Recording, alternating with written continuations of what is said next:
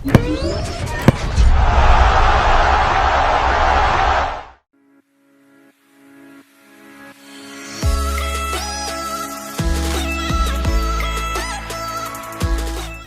Blues, jumpa kembali di Chelsea TV Indonesia. Kali ini Chelsea TV Indonesia akan mengabarkan secara spesial untuk kalian tentang berita-berita terupdate seputar Chelsea yang tentunya tidak boleh kalian lewatkan.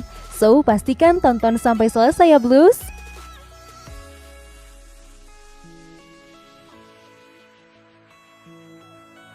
Tiga pemain yang bakal tersingkir akibat kedatangan Kai Havertz. Kabar transfer Kai Havertz ke Chelsea semakin kencang beredar. Bahkan tidak ada hari berlalu tanpa berita spekulasi Kai Havertz ke Stamford Bridge. Pertanyaannya adalah, jika Havertz benar-benar datang ke Stamford Bridge, siapakah pemain yang bakal disingkirkan dalam skuad utama? Berikut ini adalah nama-nama yang paling memungkinkan tersingkir. Ross Barkley. Pemain berkebangsaan Inggris ini tidak diragukan lagi menjadi salah satu pemain terbaik di skuad Lampard sejak Liga Premier digelar kembali. Dia bahkan tampil memukau saat The Blues menumbangkan Crystal Palace dengan skor 3-2. Saat ini, dia mulai mendapatkan posisi di line-up terbaru Chelsea. Namun dengan hadirnya Ziyech dan Werner, belum lagi jika kedatangan Havertz di Stamford Bridge, karir Ross Barkley di Chelsea bisa saja segera berakhir. Lampard memang menyukai pemain Inggris tersebut.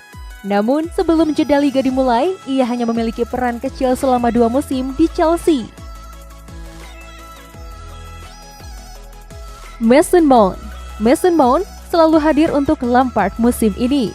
Ia sudah tampil sebanyak 34 pertandingan di Liga Premier sejauh ini. Pemain 21 tahun tersebut berhasil memberikan dampak yang nyata bagi The Blues sepanjang musim. Ia juga pernah bermain di beberapa posisi, termasuk posisi nomor 10 di tengah. Namun, jika Havertz datang ke Stamford Bridge, bisa dipastikan waktu bermain Mason Mount akan turun sepanjang musim. Ruben Loftus-Cheek. Ini adalah tahun yang sulit bagi Ruben Loftus-Cheek karena ia terus didekap cedera serius yang membuatnya hampir kehilangan semua pertandingan untuk musim 2019-2020. Pemain berusia 24 tahun tersebut sebenarnya telah kembali ke tim, tetapi jika Havertz bergabung dengan The Blues, maka hal itu dapat memblokir jalan Loftus-Cheek untuk kembali ke skuad utama.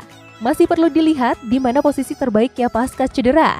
Tetapi peran nomor 10 bisa menjadi posisi yang cocok untuk pemain berkebangsaan Inggris tersebut.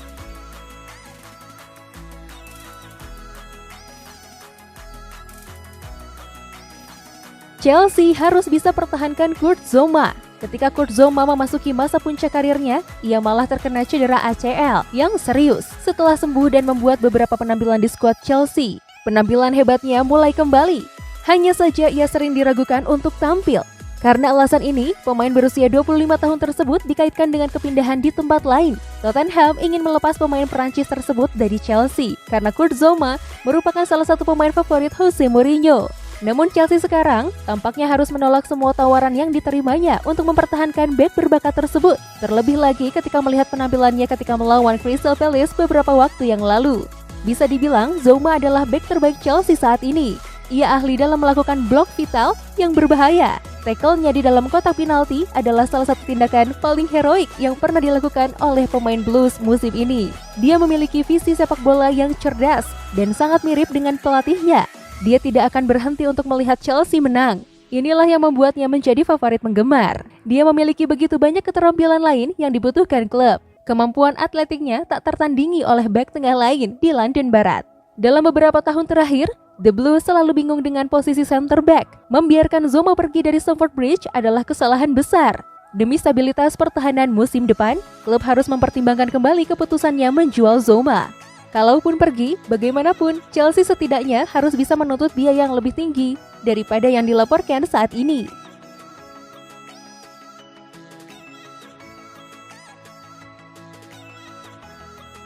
Rencana Frank Lampard tanpa Billy Gilmour. Krisis di lini tengah membuat Frank Lampard terpaksa memanggil Gilmour ke tim utama.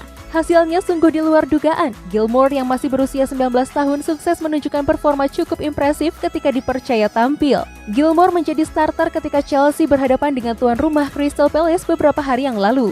Namun, Gilmour hanya bisa bermain sampai menit ke-80. Ia terpaksa ditarik keluar karena mengeluhkan masalah pada lututnya. Gelandang jebolan Akademi Chelsea itu diprediksi harus menepi dari lapangan selama 8-12 minggu. Alhasil, Gilmour dipastikan absen hingga kompetisi musim ini berakhir. Tentu cederanya Gilmour menjadi pukulan buat manajer Frank Lampard. Apalagi Chelsea juga harus kehilangan dua gelandang lainnya, N'Golo Kante dan Mateo Kovacic akibat dihantam cedera. Frank Lampard tentu harus segera mencari solusi untuk permasalahan di lini tengah. Namun syukurlah setidaknya Lampard masih memiliki Jorginho yang belakangan kurang banyak tampil di lapangan. Setidaknya dengan adanya Jorginho, lini tengah Chelsea masih bisa berdetak.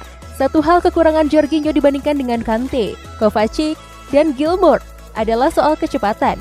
Walaupun begitu, Jorginho memiliki kemampuan dalam mengontrol permainan dan ahli menciptakan peluang terbuka.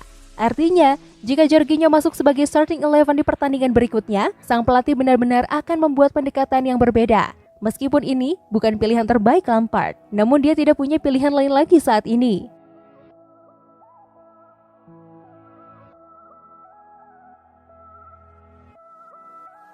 Chelsea ingin datangkan the next Kylian Mbappe.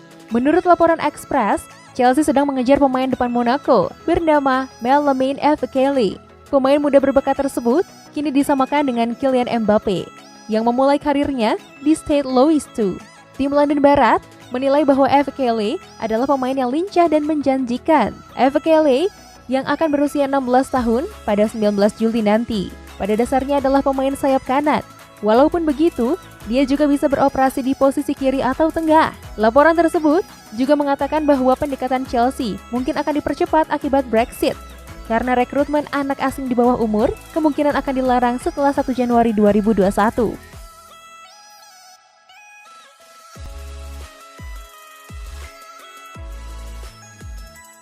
Statistik Christian Pulisic sejak liga dimulai kembali. Christian Pulisic kini tengah on fire dan selalu menunjukkan permainan gemilangnya.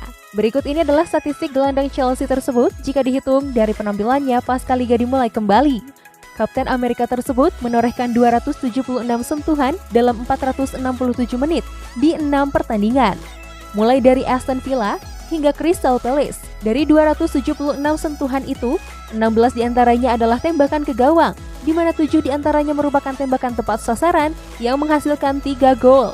Artinya, dia memiliki rata-rata tembakan 2,7 per game dengan 1 gol per 2 pertandingan.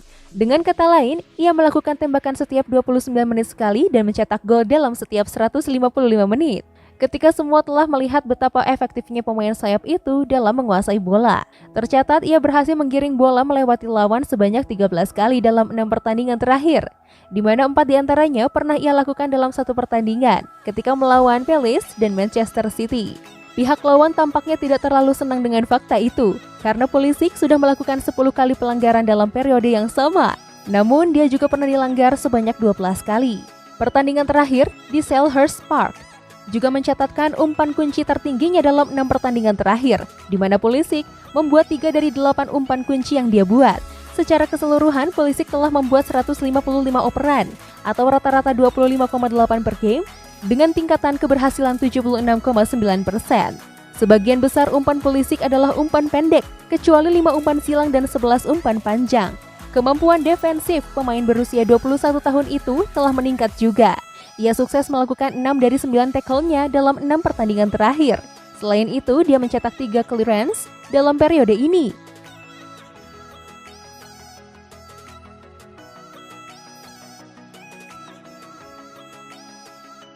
Tariq Lamptey tampil melebihi harapan meskipun kalah dari Liverpool 3-1. Bek Chelsea yang kini dipinjamkan Brighton and Hove Albion, Tariq Lamptey tampil sangat baik dalam pertandingan pekan ke-34 Liga Inggris tersebut. Lewat sayap kanan, Tariq Lamptey memberikan assist untuk Leonardo Trossard di menit ke-45 yang diselesaikan dengan baik menggunakan tendangan first time ke gawang Alisson. Siapa sangka pemain berusia 19 tahun tersebut mengalami perkembangan yang sangat pesat. Chelsea sendiri sedang melakukan upaya untuk mempertahankan Tariq Lamptey dengan 6 bulan tersisa di kontraknya. Tetapi Lamptey tentu paham bahwa dia akan sulit bersaing dengan pemain reguler di Stamford Bridge. Karena di posisi itu, sudah ada Cesar Azpilicueta dan Reece James. Oleh karena itu, Lamptey bisa saja mengambil kesepakatan baru dengan Chelsea, lalu dipinjamkan lagi. Atau mungkin berusaha mencari jalannya sendiri.